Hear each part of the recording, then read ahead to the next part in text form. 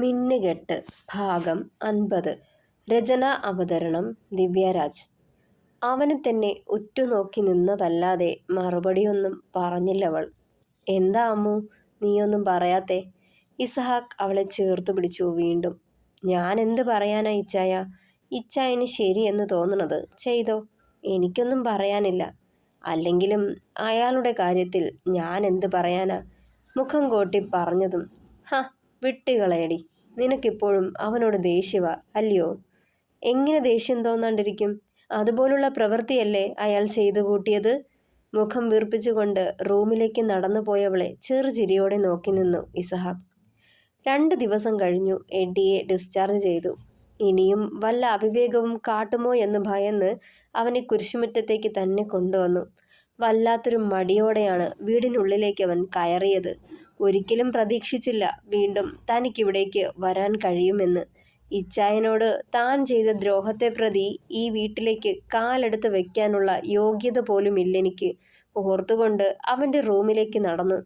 അവൻ്റെ ലഗേജുകളുമായി ഇസഹാക്ക് പിന്നാലെ ചെന്നു. ലഗേജുകളൊക്കെ ടേബിളിന് മുകളിൽ വെച്ച് തിരിഞ്ഞതും അവൻ്റെ കൈത്തണ്ടയിൽ പിടുത്തമിട്ടു എഡ്ഡി. ഇസഹാക്ക് അവനെ ഒന്ന് ചെരിഞ്ഞു നോക്കി. എന്നതാടാവേ? ഇച്ചായ, എന്നാത്തിനാ ഇച്ചായ എന്നെ ഇങ്ങനെ സ്നേഹിക്കുന്നത്? വെറുത്തുവിടായിരുന്നോ? മഹാപാപിയല്ലേ ഞാൻ? കണ്ണുകൾ നിറഞ്ഞു അവൻ്റെ. ഹ മതിയടാ കരഞ്ഞത്. എനിക്ക് നിന്നോട് വെറുപ്പ് തോന്നിയിട്ടുണ്ട്, പക്ഷേ ഇപ്പോൾ അതില്ല. നീ എൻ്റെ കൂടപ്പിറപ്പല്ലേടാ. പറഞ്ഞതും അവനെ മുറുകെ പുണർന്ന് കരയാൻ തുടങ്ങി എഡ്ഡി. ഒന്നും മിണ്ടാതെ അവനെ തന്നെ നോക്കി നിന്നു ഇസഹാക്ക്. ഹ പോട്ടടാ, സാരമില്ല, എല്ലാം കഴിഞ്ഞതല്ലയോ. പിന്നെ നിന്നോടൊരു കാര്യം കൂടി പറയാനുണ്ടെനിക്ക്. അത് പറഞ്ഞതേ എഡ്ഡി അവനെ മുഖമുയർത്തി നോക്കി.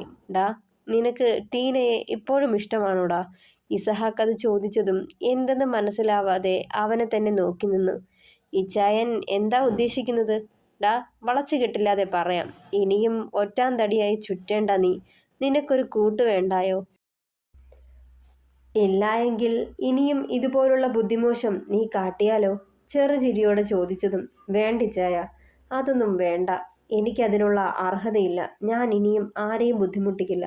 ആ, ഇനിയും ആരെയും ബുദ്ധിമുട്ടിക്കാതിരിക്കാനാ ഞാൻ അങ്ങനെ പറഞ്ഞത്. ടീനയുടെ വിവാഹം കഴിഞ്ഞിട്ടില്ലല്ലോ. നിനക്കും അവളെ ഇഷ്ടമാ.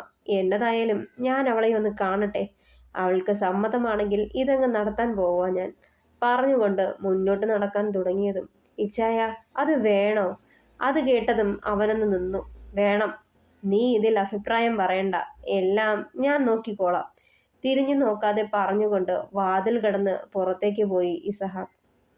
വൈകുന്നേരം ടീനയുടെ ക്യാബിനിൽ അവളെ കാത്തിരിപ്പുണ്ടായിരുന്നു ഇസഹാക്ക്. റൗണ്ട്സിങ് കഴിഞ്ഞ് തിരക്കിട്ട് ക്യാബിനിലേക്ക് തിരിച്ചെത്തിയിരുന്നവൾ അവനെ കണ്ടതേ ചെറുചിരിയോടെ അവൻ്റെ അടുത്തേക്ക് നടന്നെടുത്തവൾ. എന്നതാ ഇച്ചായ ഈ സമയത്ത്? അമ്മാളു എന്തിയെ? കാണുന്നില്ലല്ലോ. ടീന, അമ്മാളു വന്നിട്ടില്ല. ചെക്കപ്പിനായിട്ട് വന്നതല്ലടോ. തന്നോട് കുറച്ച് സംസാരിക്കാനുണ്ട്. ഇസഹാക്ക് അത് പറയുമ്പോൾ നെറ്റി ചുളിച്ചുകൊണ്ട് അവനെ നോക്കി ടീന. എന്നതാ ഇച്ചായ? എന്നതാ പറയാനുള്ളത്? ടീന, എനിക്ക് പറയാനുള്ളത് താൻ എങ്ങനെ ഉൾക്കൊള്ളും എന്നറിയില്ല. പക്ഷേ തീരുമാനമെടുക്കേണ്ടത് താനാ. അവനത് പറഞ്ഞുകൊണ്ട് ടീനയെ മുഖമുയർത്തി നോക്കി. ഇച്ചായൻ കാര്യം എന്താണെന്ന് പറഞ്ഞോളൂ. ഒരു മുഖവുരയുടെ ആവശ്യമുണ്ടോ? അറിയില്ല.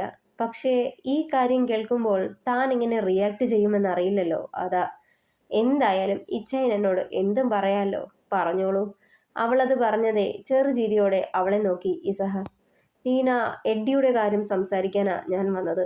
എഡ്ഡിക്ക് തന്നെ ഇഷ്ടമായിരുന്നില്ലേ? അവന് ആ ഇഷ്ടം ഇപ്പോഴുമുണ്ട്. എനിക്കറിയേണ്ടത് തൻ്റെ മനസ്സാ. ഇത്രയും നാളായിട്ടും താൻ വിവാഹത്തെക്കുറിച്ച് ചിന്തിച്ചിട്ടുണ്ടോ എന്നറിയില്ല. ഇനി ആയിക്കൂടെ? തനിക്കും വേണ്ട ഒരു ജീവിതം. കുരിശുമറ്റത്തെ ഇളയ മരുമകളായി എഡ്ഡിയുടെ ഭാര്യയായി നിന്നെ ക്ഷണിക്കാനാ ഞാൻ വന്നത്. മറുപടി ആലോചിച്ച് പറഞ്ഞാൽ മതി. ഇസഹാക്ക് അത് പറയുമ്പോൾ ഞെട്ടലോടെ അവനെ നോക്കി നിൽപ്പുണ്ടായിരുന്നു ടീന. ഇച്ചായ, ഞാൻ എന്താ പറയേണ്ടത്? ഇച്ചായൻ പറഞ്ഞതുപോലെ എനിക്ക് ആലോചിക്കണം. മതിയടോ, താൻ ആലോചിച്ചിട്ട് പറഞ്ഞാൽ മതി. എന്നാ ഞാൻ ഇപ്പോൾ ഇറങ്ങുക. തൻ്റെ മറുപടി എന്തായാലും, അതിപ്പോൾ പോസിറ്റീവ് ആണേലും നെഗറ്റീവ് ആണേലും പറയാൻ മടിക്കേണ്ട. അതിന് മറുപടിയായി ഒന്ന് പുഞ്ചിരിച്ചു ടീന. ശരി ഇച്ചായ, ഞാൻ പറയാം. ഇസഹാക്ക് നടന്നകലുന്നതും നോക്കി ഇരുന്നു ടീന. 2 ദിവസങ്ങൾക്ക് ശേഷം ചാപ്പലിലെ ക്രിസ്തുവിന്റെ തിരുസ്വരൂപത്തിനു മുന്നിൽ മെഴുകുതിരികൾ കത്തിച്ചു വെച്ച് പ്രാർത്ഥിക്കുകയായിരുന്നു എഡ്ഡി. പാപങ്ങളെല്ലാം കുമ്പസാരക്കൂട്ടിൽ ഒഴുക്കിക്കളഞ്ഞതെ മനസ്സിന്റെ ഭാരം തെല്ലെന്നയഞ്ഞു. ഇനി ചെയ്യേണ്ടത് പ്രായശ്ചിത്തം. പശ്ചാത്താപമാണ് ഏറ്റവും വലിയ പ്രായശ്ചിത്തമെന്ന് പറയാറുണ്ട്.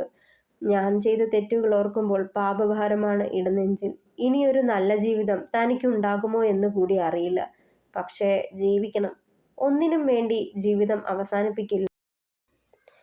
തന്നെ ചേർത്ത് പിടിക്കുന്ന ഇച്ചായന്റെ കരങ്ങളെ ഒരിക്കലും അവഗണിക്കാതെ ഇതുവരെ കൊടുക്കാൻ കഴിയാത്ത സ്നേഹം നൽകണം ഇച്ചായന്.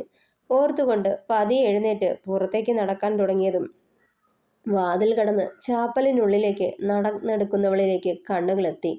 വല്ലാത്ത വെപ്രാളവും പരവേശവും തോന്നി എഡ്ഡിക്ക്. ഒരു കാലത്ത് താൻ ഏറെ ആരാധനയോടെ പ്രണയത്തോടെ കണ്ടിരുന്നവൾ. പക്ഷേ പ്രണയം തുറന്നു പറയാൻ ചെന്ന തന്നോട് അവളുടെ പ്രണയം ഇസഹാക്ക് ജോൺ എന്ന തൻ്റെ ഇച്ചായനാണെന്ന് അറിഞ്ഞപ്പോൾ പകയായിരുന്നു. അവളോടും ഇച്ചായനോടും. ഓർത്തതെ പുഞ്ചിരിയോടെ അവൾ എഡ്ഡിയുടെ അടുത്തേക്ക് വന്നിരുന്നു. വിളറിയ ഒരു ചിരിയോടെ എഡ്ഡി അവളെ നോക്കിയതും, എഡ്ഡിച്ചായ പോയേക്കല്ലേ, എനിക്കിച്ചിരി സംസാരിക്കാനുണ്ടേ. കുരിശടിയിൽ വെയിറ്റ് ചെയ്തോളൂട്ടോ. അതുവരെ ഉണ്ടായിരുന്ന പുഞ്ചിരി ഗൗരവത്തിന് വഴിമാറിയത് അവൻ അറിഞ്ഞതേ വല്ലാത്തൊരു പിടപ്പായിരുന്നു ഇടനെഞ്ചിൽ. അതെ എന്ന് തലയാട്ടിക്കൊണ്ട് പുറത്തേക്ക് നടന്നു എഡ്ഡി. ഇച്ചായൻ ടീനയോട് വിവാഹക്കാര്യം സംസാരിച്ചത് പറഞ്ഞിരുന്നു. തീർച്ചയായും ടീനയ്ക്ക് പറയാനുള്ളത് അതേപറ്റിയാവും. എന്താവും അവളുടെ മറുപടി? സമ്മതമായിരിക്കുമോ അതോ അല്ലായിരിക്കുമോ? നെഞ്ചിടിപ്പ് ഉയർന്നത് അറിഞ്ഞു എഡ്ഡി. എഡ്ഡിച്ചായന് ബോറടിച്ചോ? ടീനയുടെ മധുരനാദം പിന്നിൽ നിന്നും കേട്ടതും തിരിഞ്ഞു നോക്കി അവൻ. ഏയ് ഇല്ല. താൻ എന്തിനാ വെയിറ്റ് ചെയ്യാൻ പറഞ്ഞത്? ചിരിയോട് ചോദിച്ചതും ഒന്ന് പുഞ്ചിരിച്ചുകൊണ്ട് കയ്യിൽ കരുതിയ മെഴുകുതിരി മാതാവിന്റെ രൂപക്കൂടിന് മുന്നിൽ കത്തിച്ചു വെക്കാൻ തുടങ്ങി. എഡ്ഡിച്ചായ അവൾ വിളിച്ചതും എന്താടോ? മാതാവിനെ എനിക്ക് വലിയ ഇഷ്ടമാ. എന്താണെന്നറിയോ? അവൻ അവളെ തന്നെ ഉറ്റുനോക്കി നിന്നു അവളുടെ മറുപടിക്കായി. എനിക്ക് ദുഃഖത്തിലെന്നും താങ്ങാവുന്നത് ഈ മാതാവാ. എത്ര വലിയ ദുഃഖമായാലും മാതാവിന് മുന്നിൽ വന്നു നിന്ന് ഒരു മെഴുകുതിരി കത്തിച്ചു വെച്ച് മനസ്സ് തുറന്നു കഴിഞ്ഞാൽ കിട്ടുന്ന ആശ്വാസം ആർക്കും തരാൻ കഴിയില്ല. എൻ്റെ എല്ലാ ദുഃഖങ്ങളും സന്തോഷങ്ങളും പങ്കുവയ്ക്കുന്നത് ഈ അമ്മയോടാ. ഇതൊക്കെ ഞാൻ ഇച്ചയോനോട് പറയാൻ കാരണം എന്താവുമെന്ന് അല്ലേ വിചാരിക്കുന്നത്? ചെറുചിരിയോടെ എഡ്ഡിയെ നോക്കി. ഒന്നും മനസ്സിലാവാതെ മിഴിച്ചു നിൽപ്പുണ്ടായിരുന്നവൻ. ഈ അമ്മ എനിക്ക് താങ്ങാവുന്ന പോലെ ഇനി മുതൽ ഇച്ചായനും എൻ്റെ കൂടെ വേണമെന്ന് ആഗ്രഹിക്കുക. എനിക്ക് ഇച്ചായൻ്റെ ഭാര്യയാവാൻ സമ്മതമാണ്. പപ്പയെ വന്ന് കാണാൻ ഇസഹാക്ക് ഇച്ചായനോട് പറഞ്ഞോളൂ. തിടുക്കത്തിൽ അത്രയും പറഞ്ഞുകൊണ്ട് മുന്നോട്ട് നടന്നവൾ. കേട്ടത് വിശ്വസിക്കാൻ കഴിയാതെ ഒരു നിമിഷം അമ്പരന്ന് നിന്നവൻ. ചെറുചിരിയോടെ അവൾ പോകുന്നതും നോക്കി നിന്നവൻ ഒരിക്കൽ കണ്ട സ്വപ്ന ജീവിതം അകലേക്ക് മറയുന്നത് കണ്ട് നിരാശപ്പെടുത്തിയ ആ ജീവിതം ഇന്നിതാ തൻ്റെ കൈക്കുമ്പിളിലേക്ക് വീണ്ടും തിരികെ എത്തിയിരിക്കുന്നു. ഓർത്തതേ മനസ്സ് നിറഞ്ഞു. വല്ലാത്തൊരു സന്തോഷം അവൻ്റെ മുഖത്ത് തെളിഞ്ഞു വന്നു. പിറ്റേന്ന് തന്നെ ഇസഹാക്കും കുരുവിളയും ജോസഫും ബദ്രിയും എബിയുമായി ടീനയുടെ വീട്ടിലേക്ക് ചെന്ന് അവളുടെ പപ്പയായ ലൂയിസിനോട് വിവാഹകാര്യം അവതരിപ്പിച്ചു. കുരിശുമറ്റത്തു നിന്നുള്ള ആലോചനയായതുകൊണ്ട് തന്നെ അയാൾക്ക് പൂർണ്ണ സമ്മതമായിരുന്നു. എങ്കിലും ടീനയോടുകൂടി സംസാരിച്ച് അവളുടെ സമ്മതം കൂടി ചോദിച്ചറിഞ്ഞു. ടീനയുടെ വിദേശത്തുള്ള ആങ്ങള ടീനോ 6-7 മാസം കഴിഞ്ഞ് തിരികെ നാട്ടിലേക്ക് വരികയുള്ളൂ. അയാൾ തിരികെ വന്നിട്ട് വിവാഹം നടത്താമെന്നവർ തീരുമാനിച്ച് സന്തോഷത്തോടെ പിരിഞ്ഞു. ദിവസങ്ങൾ ഓരോന്നും കടന്നുപോയി. എല്ലാവരുടെയും ജീവിതങ്ങളിൽ സന്തോഷത്തോടെ തന്നെ മുന്നോട്ട് പോയിക്കൊണ്ടിരുന്നു. ആനിയുടെയും അമ്മുവിൻ്റെയും ഫസ്റ്റ് സെം എക്സാമൊക്കെ കഴിഞ്ഞ് സെക്കൻഡ് സെം തുടങ്ങി. സിദ്ധാർത്ഥിന്റെ ഭീഷണി ഉള്ളതുകൊണ്ട് ഇസഹാക്ക് തന്നെയാണ് രണ്ടുപേരെയും കോളേജിൽ കൊണ്ടു ചെന്നാക്കുന്നതും തിരികെ കൊണ്ടുവരുന്നതും. കോളേജിനുള്ളിൽ ബദ്രിയുടെ മാർഷ്യൽ ആർട്സ് സ്കൂളിൽ നിന്നും പഠിച്ചിറങ്ങിയ വിദ്യാഭ്യാസമുള്ള ചില യുവാക്കൾ തന്നെ അമ്മുവിന് സംരക്ഷണത്തിനായി ചുമതലപ്പെടുത്തിയിരുന്നു. അവർക്ക് ആ കോളേജിൽ അവരുടെ വിദ്യാഭ്യാസത്തിനനുസരിച്ചുള്ള പോസ്റ്റുകളിലേക്ക് നേരിട്ട് നിയമനം നൽകിയിരുന്നു. അമ്മുവിന് ഇപ്പോൾ 7 മാസം കഴിഞ്ഞു. എല്ലാ 3 ആഴ്ചയും കൂടുമ്പോൾ ചെക്കപ്പിനായി പോവാറുണ്ടവൾ. നല്ല ക്ഷീണമുണ്ടെങ്കിലും കോളേജിലേക്ക് പോകുന്നത് മുടക്കാറില്ല. കുഞ്ഞിൻ്റെ അനക്കം അറിയാനായി തുടങ്ങിയത് മുതൽ ഇസഹാക്ക് അവളുടെ വീർത്ത വയറിൽ കൈവച്ച് കുഞ്ഞിനോട് സംസാരിക്കുന്നതും കുരിശു വരച്ച് പ്രാർത്ഥിക്കുകയും ചെയ്തു പോന്നു. ആ പപ്പയുടെ പൊന്നെ എന്നുള്ള അവൻ്റെ വിളി കേൾക്കുമ്പോൾ അമ്മാളും അവനെ കുശുമ്പോടെ നോക്കും. ഇത് പപ്പയുടെ മാത്രം പൊന്നല്ല, അമ്മയുടെയും പൊന്ന അല്ലേ വാവേ? അല്ലെങ്കിലും പപ്പയ്ക്കിപ്പോ വാവയെ മാത്രം മതിയല്ലോ, അമ്മയെ വേണ്ട. കുശുമ്പോടെ പറയുന്നവളെ ചേർത്ത് പിടിച്ച് നെറുകിൽ ചുംബിക്കുമവൻ പ്രണയത്തോടെയും വാത്സല്യത്തോടെയും. ബദ്രിയുടെ സ്നേഹത്തണലിൽ പഴയതെല്ലാം മറന്നുകൊണ്ടൊരു പുതിയ ജീവിതം തുടങ്ങിയിരുന്നു ജാനറ്റ്. ജീവിതത്തിൽ അവൾ അതുവരെ അനുഭവിക്കാതെ പോയ സന്തോഷവും സുഖവും സമാധാനവും അറിഞ്ഞത് അവനിൽ നിന്നുമായിരുന്നു. തന്നെ പ്രണയത്തോടെ ചേർത്ത് പിടിക്കുന്നവനെ പ്രാണനെ പോലെ സ്നേഹിച്ചു അവൾ. ദിവസവും അവന്റെ ആയുരാരോഗ്യത്തിനായി പ്രാർത്ഥിച്ചു. ടീനയും എഡ്ഡിയും ചുരുങ്ങിയ സമയം കൊണ്ട് വളരെയധികം അടുത്തു. തന്റെ ജീവിതത്തിൽ താൻ ചെയ്തു കൂട്ടിയ എല്ലാ തെറ്റുകളും ഇതിനോടകം തന്നെ അവളോട് പറഞ്ഞിരുന്നു. ആദ്യം ഞെട്ടലായിരുന്നു, പക്ഷേ വെറുപ്പ് തോന്നിയില്ല അവനോട്. എല്ലാം തന്നോട് തുറന്നു പറഞ്ഞതോർത്ത് അവനോടുള്ള ഇഷ്ടം ഒന്നുകൂടി വർദ്ധിച്ചു. സത്യങ്ങളെല്ലാം മറ്റൊരാളിൽ നിന്നും അറിയാതെ ഇച്ചായൻ തന്നെ പറഞ്ഞത് നന്നായി. ഇല്ലെങ്കിൽ ഭാവിയിൽ മറ്റൊരാളിൽ നിന്ന് ഇതൊക്കെ അറിയാനിടയായാൽ വേദനയും വെറുപ്പും തോന്നും. അവനെ സമാധാനിപ്പിക്കാനായി പറഞ്ഞവൾ.